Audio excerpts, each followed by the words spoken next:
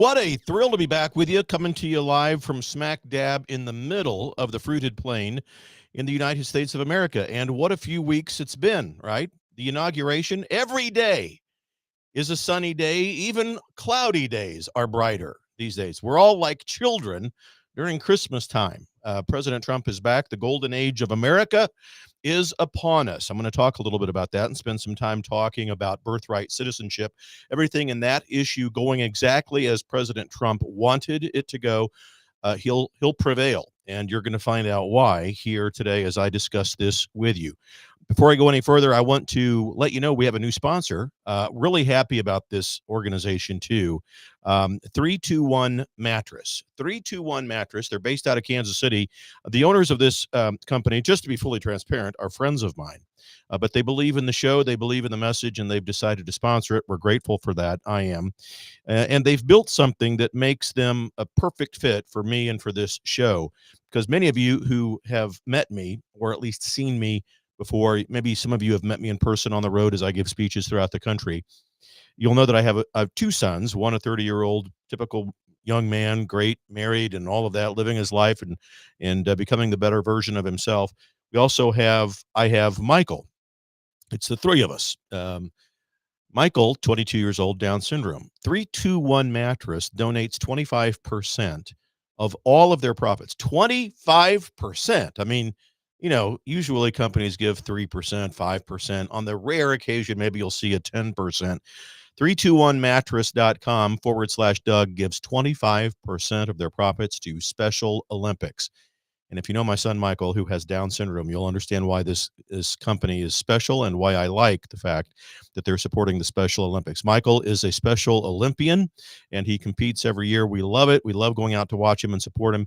And I would hope that you would, if you are in need of mattresses, sheets, pillows, anything associated with a great night's sleep, head over to 321mattress.com/Doug and do your shopping over there. 25% of everything you spend goes to Special Olympics, and we appreciate that very much. I do, because it helps keep the show going.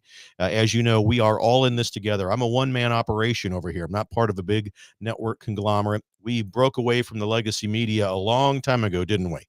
And this is how we get our news, from independent broadcasters like myself.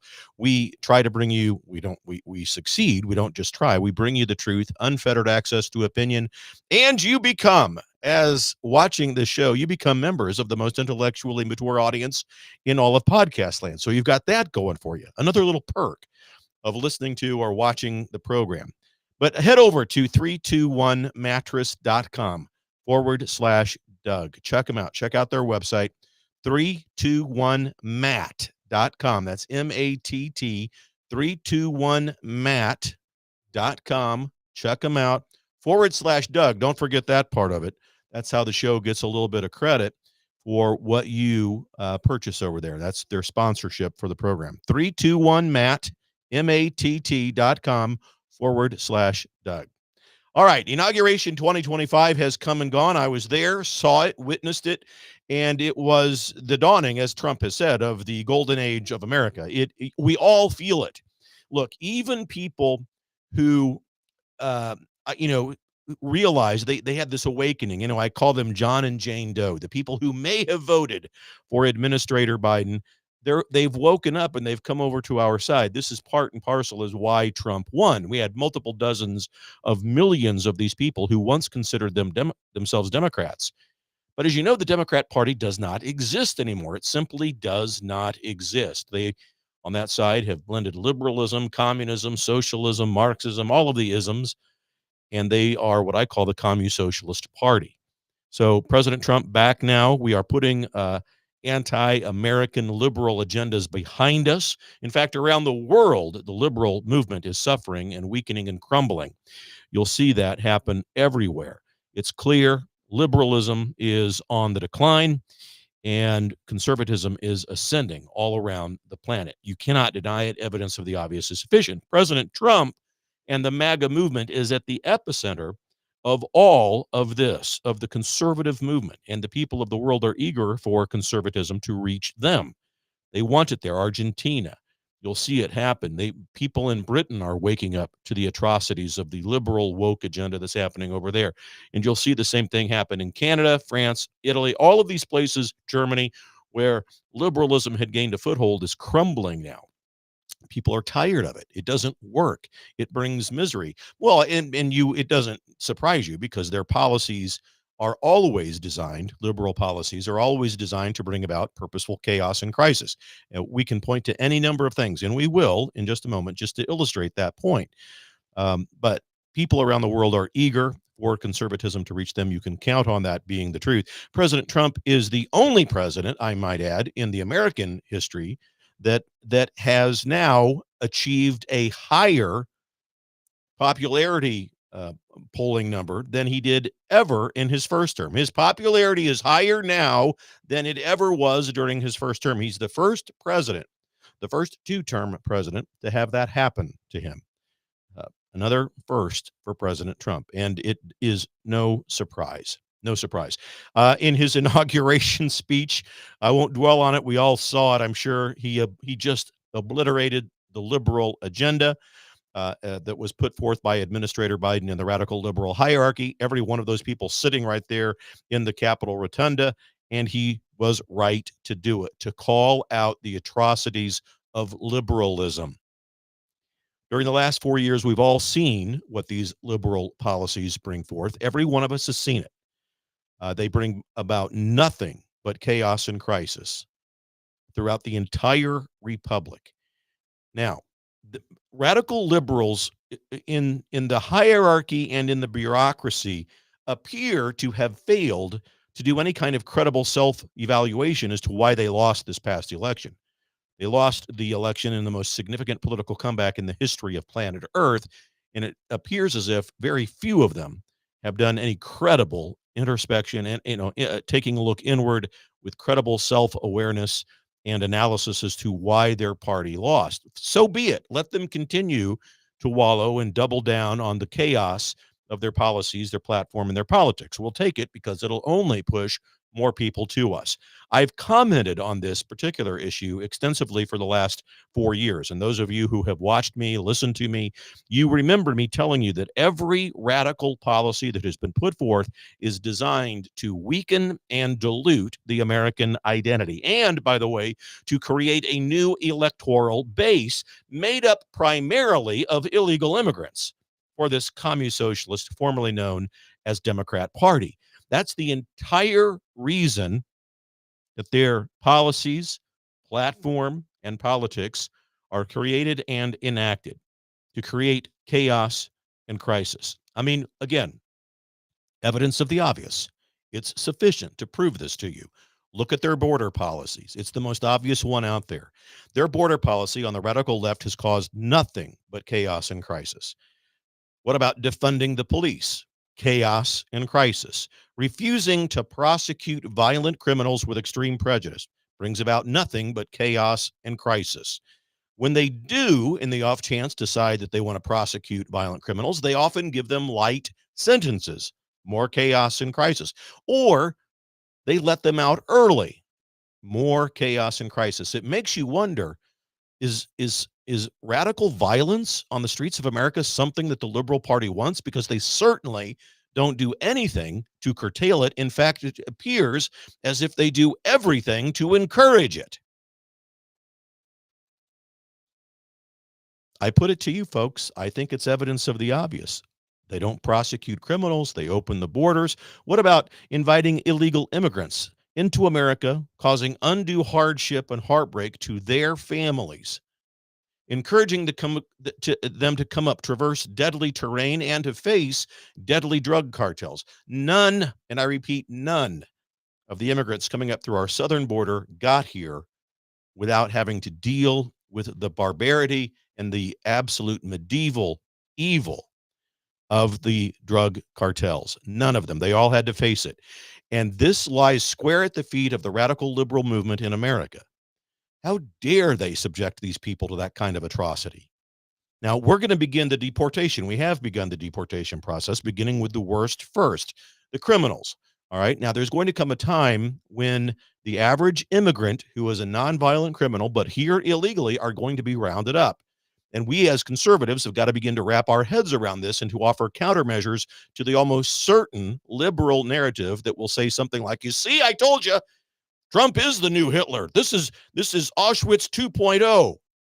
They're locking up and rounding up innocent people. They're not innocent. Every one of them broke the law by being here illegally, and it is the radical liberal movement in America who encouraged them to do it. These camps will be humane. No family will be broken up unless that family chooses. I've spoken with Tom Homan about this. They will keep families together unless mom and dad decide they don't want to remain together. It's on them, but they will be safe, far safer in these camps than they were traversing the deadly terrain and facing the deadly drug cartels that they did when they were on their journey here. I can tell you that. So don't let the radical liberal media and the radical liberal narrative get ahead of you on that issue. There will be camps. We know that that has to happen. We have to begin to document and understand who must leave, but who can also get back in line to come back in. We've got to begin to understand that, and there's no other way to do it than process them through camps. So begin to understand you've got to begin to countermeasure the liberal narrative that you're going to begin to see and hear about that topic. Again, chaos and crisis, the failure to respond appropriately to natural catastrophes, hurricanes, wildfires, etc. It's purposeful from the radical left. You think Gavin Newsom is stupid enough to let the water reservoirs go dry or the fire hydrants? He's not that stupid. He's many things, but he's not dumb. Purposeful, faulty policy to instigate chaos and crisis. Again, murder of human babies, advocating the belief in the myth of gender misappropriation, the myth that there's more than two genders, or that if you're born wrongly, misappropriated, your gender has been misappropriated by God. That's the gender misappropriation myth that the liberals put forward, and they put it forward to children. And children then become confused and depressed, and radical liberal adults will convince these children, well, the only way that you can possibly be happy, Johnny or Sarah, is that if you mutilate your genitalia. Now, those are horrible, barbaric words to say, but they need to be said. And this is exactly what the radical left policies say and do. It's barbaric. The only way that you can be happy, little Johnny, who believes that he's gender misappropriated, or Sarah, is to mutilate your body. That's in essence what the liberal party is saying. Purposeful chaos and crisis, the destruction of the family, another one. We don't need fathers in today's society. Women can do this on their own. Allowing men to play in women's sports. Folks, I could go on and on and on. My point is this: liberals want chaos and crisis in America. What other conclusion can we draw? What other conclusion can we draw? They will be allowed to self-deport. Absolutely. But no, that's not better. I see it. Thank you, Sharada, for the comment in the chat room on Facebook. I see you. David Shalom, I see you also. Thank you for being here with us. I appreciate it. I want to get you a shout out. No, self-deportation is an option, of course. It will be. But is it better? No, because how many really are going to self-deport? That begs the question. Who's going to self-deport, really? Okay, I guess I'm here. I've gone through all of that trouble of facing the terrain and the drug cartels, and I've paid them off, and I've done everything I could. Yeah, sure, I'll go back. Yeah, right. Not going to happen. Let's live and work in reality. We have got to begin. Look, there's going to come a time when grandma, who works at the local 7-Eleven, or who works in the local factory, or who works wherever, who was here illegally, is going to have to go home. No quarter, no safety to anyone who has broken the law as far as getting here illegally. None. They'll all have to go back. Get in line and come in the right way when we allow the right way to begin again, because it's on hold, and it's got to be. We've got to get a grip. This doesn't mean, look, there is going to be pain, most certainly. And the images that we see, again, more humane than what the radical left put these people through. We've got to begin to get our head wrapped around that and prepare psychologically for all of that. It's going to be the same way when they shut down the Department of Education. We're going to see a lot of unemployment. Got to get used to that fact. A lot of pain for a lot of gain. We have become a wussified nation thanks to the radical left liberal agenda, and it's creeped in to some of the members of the conservative movement. Oh, let's just be nice and forgive them and let them stay. No, I'm sorry. If we have any sense or semblance of wanting to protect this republic, it cannot be that way. And I think that when we sit down and talk about this as rational human beings, the absolute unavoidable truth to what I'm telling you begins to shine through. There's no other way. Allow them to self-deport if they really will, but if they don't, we've got to get them, and we'll have to escort them out, if you know what I mean. So all of those reasons and more, American people, for all of those reasons, the American people have soundly rejected the liberal agenda. Absolutely. They have rejected it. And it is a mandate for President Trump and his administration going forward. Once again, liberals have purposefully and completely not only thrust chaos and crisis upon us, but they're misrepresenting the Constitution to us once more. And I want to talk about that in the last segment of the program here today. Birthright citizenship. It's probably the hottest topic out there with regards to immigration. And I want to tell you, President Trump hit a home run with this executive order because it did exactly what he wanted it to do. It triggered a lawsuit. That's what Trump wants. This thing has got to get in front of a court. Now, the court may side with Trump or it may not in the lower courts. It's going to work its way up to the Supreme Court, and it is there that Trump will prevail on this topic, and I'll tell you why. In order for people to have children who become United States citizens, the parents, now I'm going to go slowly through this. I'm going to talk about the Constitution and quote the 14th Amendment to you, because this is what the liberals are misrepresenting to America and to the world.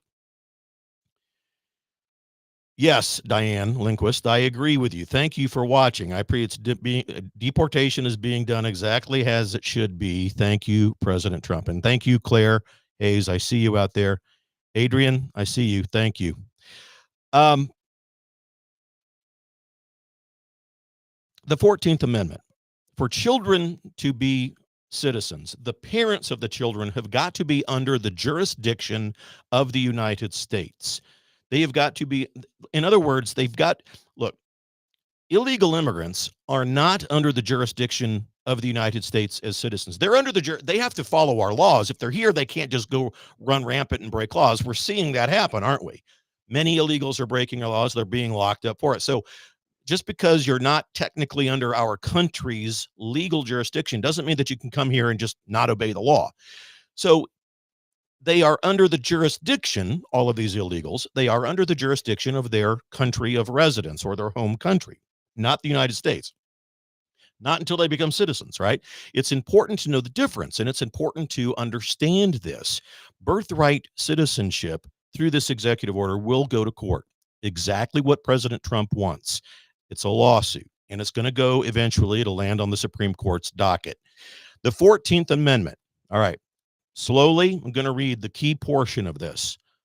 All persons born or naturalized in the United States, here's the important words, and subject to the jurisdiction thereof, are citizens of the United States and the state within which they reside.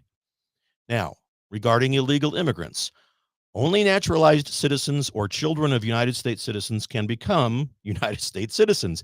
Illegals are not under the jurisdiction of the United States. They're under the jurisdiction of their home country, the citizenship jurisdiction. Now, this was all interpreted by the United States Supreme Court back in 1898 in a case called the United States versus Wong Kim Ark. The United States versus Wong Kim Ark, 1898. You can look it up. And it ruled that children born to legal immigrants are automatically United States citizens at birth. And that's correct. As soon as these parents become citizens, their children are also citizens. Now, in the ruling, it said these parents and children who are subject to the jurisdiction thereof excludes children that are undocumented, children of immigrants, etc. So immigrants children from immigrants don't have an automatic birthright citizenship. It is another myth and misrepresentation that the radical left is putting forward. Under the 14th Amendment, illegal immigrants and their children are not, quote, under the jurisdiction of the United States, end quote. The United States Supreme Court, when this lands on their docket, is going to side with President Trump. No doubt about it, in my view. Of course, I don't have a crystal ball, but I mean, we read the language, you understand the intent of the founding fathers, which is another thing the radical liberals never seem to do appropriately. You read their, not only their public writings, you read their private writings, their journals, their diaries, you look at their speeches that they gave. The founding fathers had rigorous debate about this issue, and they decided that in order for people to become citizens of this country, they become naturalized through the immigration process, the legal immigration process. And then those people who have children, their children are citizens. Absolutely. That makes sense. It's the question about people here illegally. They are not, again, in the words of the 14th Amendment itself, these people are not under the jurisdiction of the United States as far as citizenship is concerned. And that's where the Supreme Court is going to say, President Trump, you're right. President Trump didn't just write this executive order on a whim. You can better believe that throughout the campaign, I'm sure that my friend Will Scharf over on the Missouri side, who's the White House secretary, who's the guy handing President Trump these executive orders, as you see him sign them, that's Will Scharf, good friend of mine, handing President Trump the executive orders, and Will Scharf is the one reading what the executive order summary is.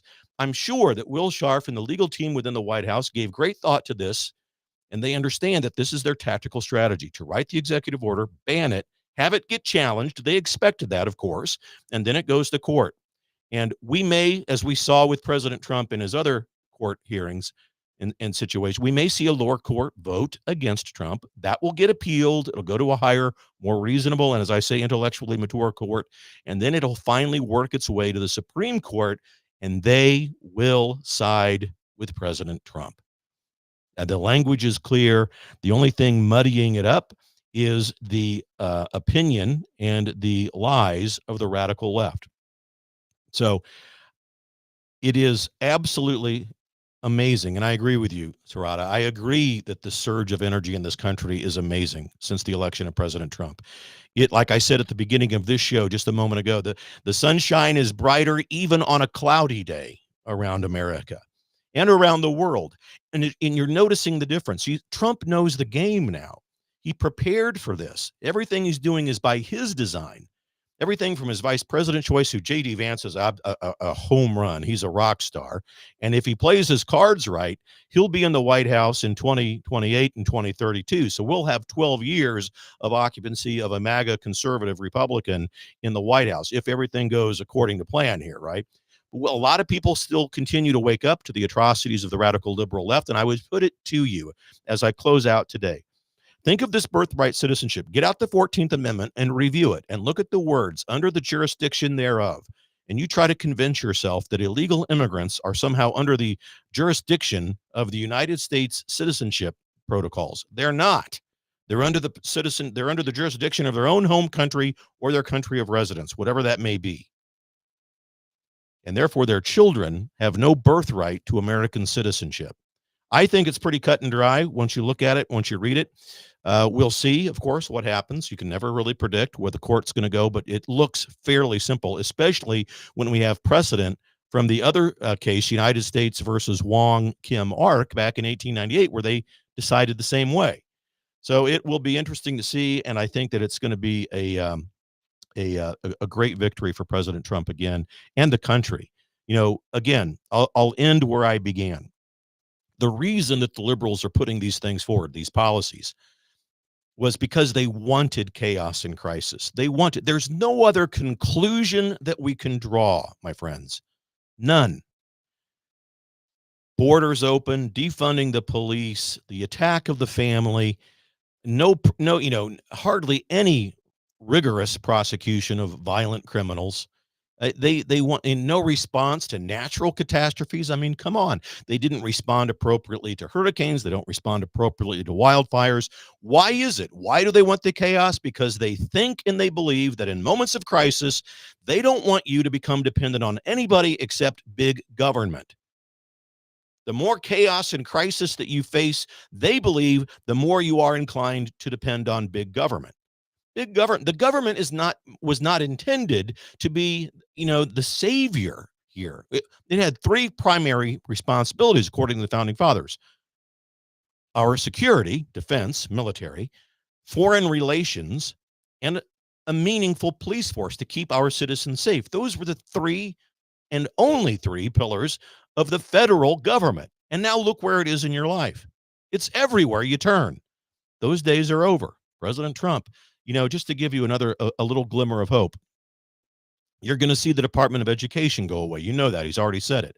Look for the Department of Energy to go away too. The Department of Interior, those powers all returned to the states. States have beautiful natural parks. The federal government has no right to be managing those parks. Leave that up to the states to manage. Thank you very much. The states can apply for federal funding and so forth, but the states manage it. The federal government gets their mitts out of this stuff. You'll also see President Trump make almost immediate plans to begin the work of withdrawing from the World Health Organization. He's already signed an executive order to stop the United States money to going to it. He's going to withdraw. And then, and here's a big one for you, withdrawing from the United Nations. Watch for it. Watch for it. And then sometime in the last year of his presidency, I think you'll see the groundwork being laid to leave NATO. Just watch. I'm more certain of the UN move than I am NATO, but watch. I wouldn't be surprised either way. You'll see great things coming down from Pete Hegseth in the Secretary of Defense role. We have Kash Patel coming up this week to be confirmed as FBI director and the Department of Justice director. Wouldn't that be an incredible change and a welcomed one at that? So much hope, so much change. I agree with you. I agree that we will see I think that the greatest thing happening, and really conservatism is about taking care of each other. It's the radical liberal movement in America that is out to destroy. Look what they've done. How dare they invite and try to encourage people to come up and face drug cartels that will take money, traffic children. There are 365,000 missing children in this country precisely because of liberal ideology, policies, and their platform. Undeniably so. Examples of that are plentiful. Evidence of the obvious is sufficient. Conservatism is the way that we bring the country together and we unite. And the thing is, we just saw an election where multiple dozens upon dozens of millions of people who were once considered themselves part of this Democrat Party, which doesn't exist anymore. It's the Communist Socialist Party. They're not a pro-America political party. Evidence of the obvious is sufficient. And there it is, ladies and gentlemen, a brighter day in America, and we are prevailing. We're going to continue. The golden age of America is upon us. Everyone can feel it. And the only people that would say something negative about it are the people who are either vastly intellectually immature or plagued by chronic partisanship.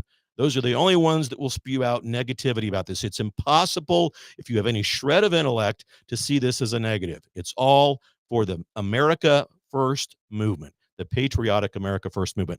Don't forget, ladies and gentlemen, 321MATT, MATT.com/Doug, 321MATT, MATT.com/Doug. Go over there, check out the best sheets, pillows, any sleeping accessory that you can dream of, pun intended, and 25% of your bill over there will go towards the Special Olympics. A very special group over there. Ladies and gentlemen, I'll be back with you tomorrow. God bless you. Believe it. For the Republic.